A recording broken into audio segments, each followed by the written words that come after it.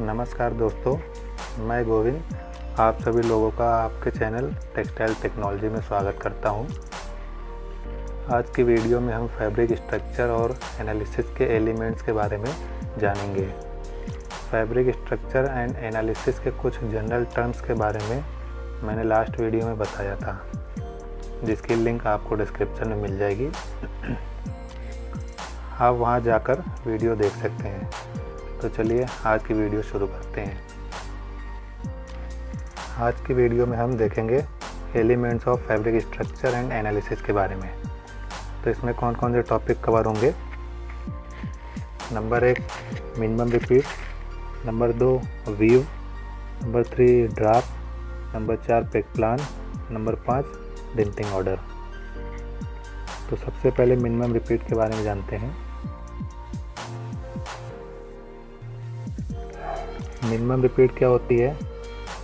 किसी कपड़े का हुआ कम से कम एरिया जिसमें एक संपूर्ण डिज़ाइन को दर्शाया जा सके, मिनिमम रिपीट कहलाता है।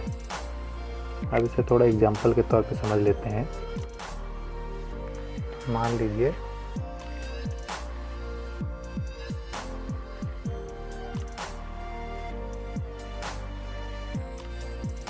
ये कोई कपड़े का पार्ट है, इसमें ये कोई डिज़ाइन बनी हुई है।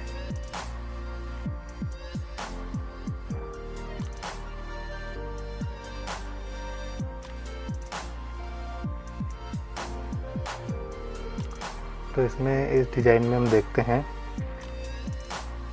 अल्फ़ाबेट ए जो है एक डिज़ाइन है जो कि बार बार रिपीट हुआ है।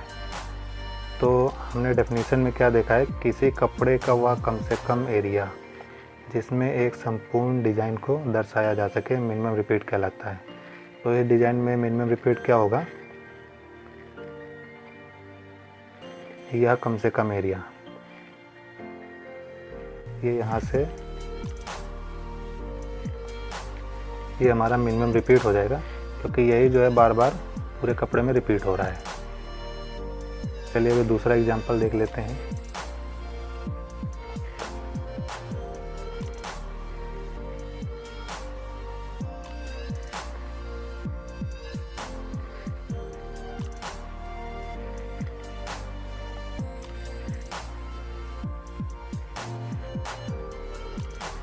इसमें डिज़ाइन के रूप में हमने स्टार लिया हुआ है।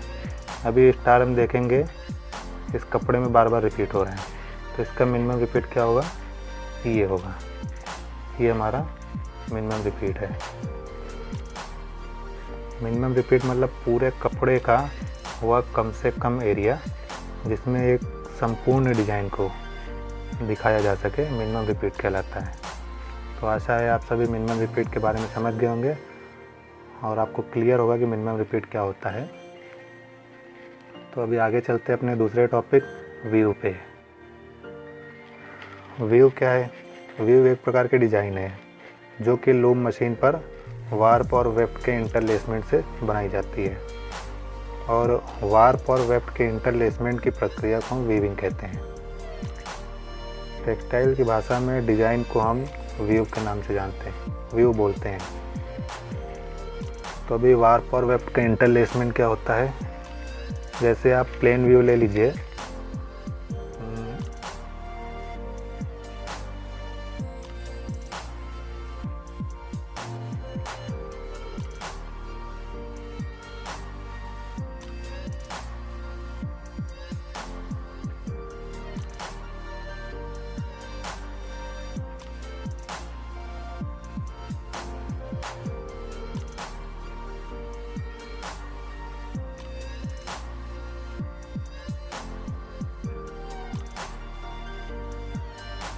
ये हो गया, ये वार्प और वेफ्ट का इंटरलेसमेंट हो गया।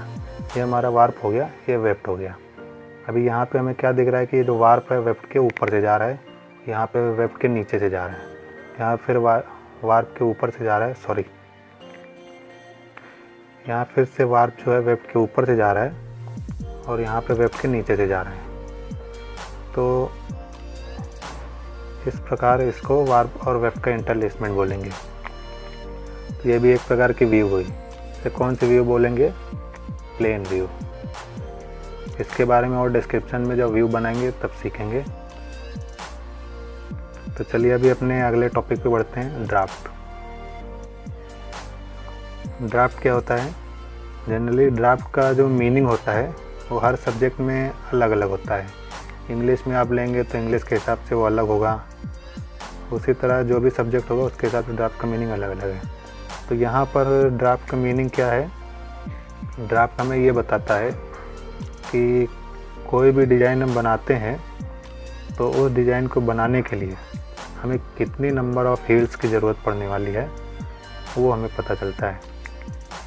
तो व्यू में भी ड्राफ्ट हम इसीलिए बनाते हैं, उससे हम ड्राफ्ट हमें ये बताता है कि पर्टिकुलर व्यू बनाने के लिए हमें कितनी हील्ड की ज़रूरत पड़ी है।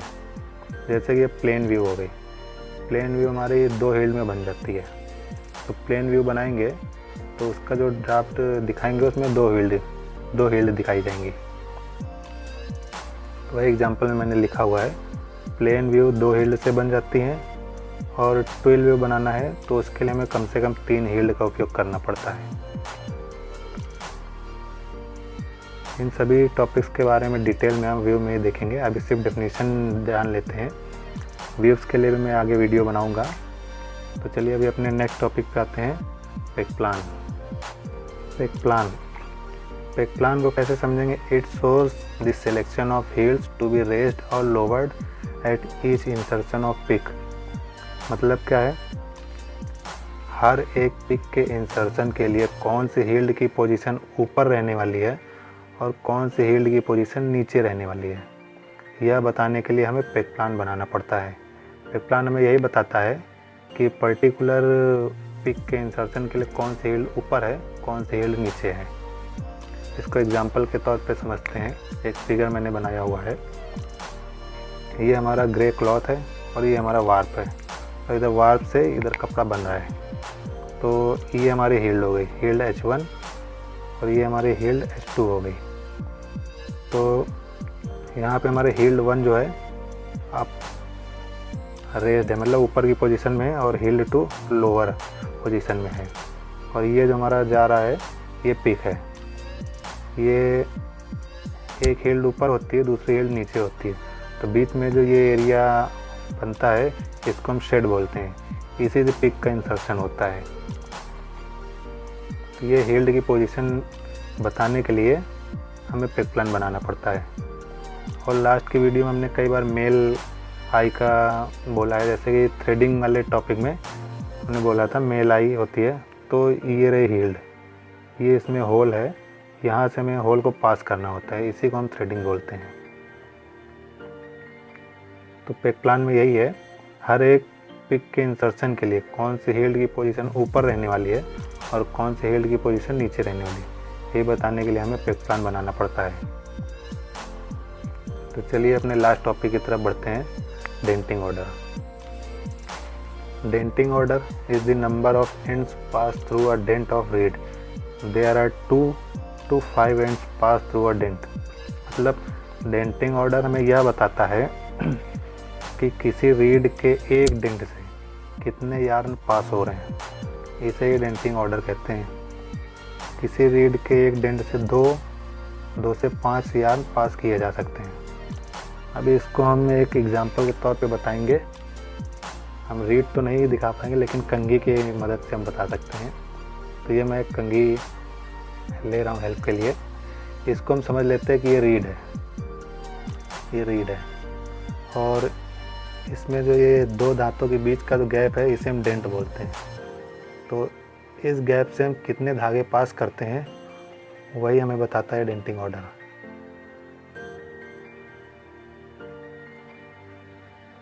ये रीड के डेंट से हम कितना धागा पास करते हैं उससे ये बताता है, उसी को हम डेंटिंग ऑर्डर कहते हैं। 2 दांतों के बीच से हम कम से कम 2 धागे, ज़्यादा से ज़्यादा 5 धागे निकाल सकते हैं। तो आशा करते हैं कि आपको सभी टॉपिक अच्छे से क्लियर हो गए होंगे। अगर कोई टॉपिक समझ में नहीं आया है तो हमें कमेंट करें और चैनल को सब्सक्राइब ज़रूर करें। लास्ट वीडियो में आपका बहुत अच्छा रिस्पांस मिला है, उसके लिए मैं आप सभी को धन्यवाद बोलता हूँ। और अपकमिंग वीडियोस के नोटिफिकेशन के लिए चैनल को सब्सक्राइब कर लें और अपने फ्रेंड्स लोगों को शेयर करें, जिससे कि उन्हें भी जानकारी मिले।